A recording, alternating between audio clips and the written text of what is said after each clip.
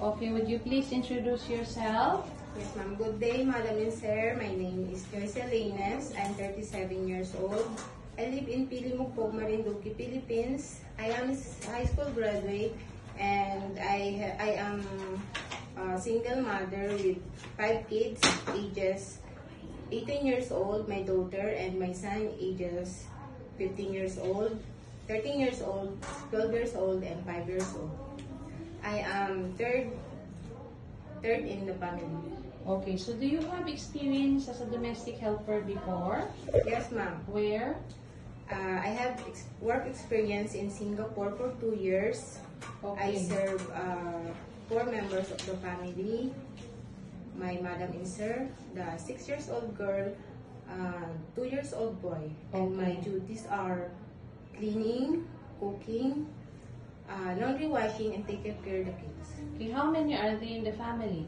4 members, ma'am. 4 members of the family. Okay, so you have experience also in Philippines, right? Yes, ma'am. How long did you work in the Philippines? I have work experience here in the Philippines in Indian family, 2 years and 3 months. Okay, so you take care of children and elderly also, right? Yes, ma'am. Okay, so what do you prefer to take care? Newborn children?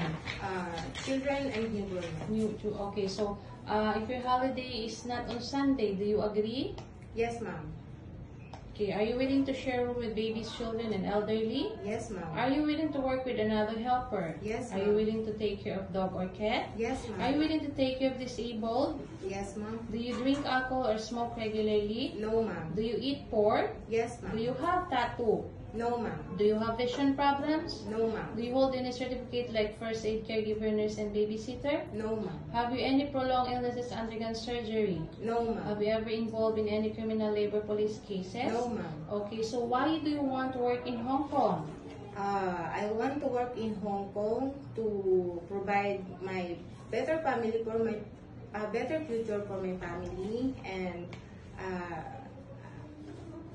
gain my international experience, and also the high salary in Hong Kong can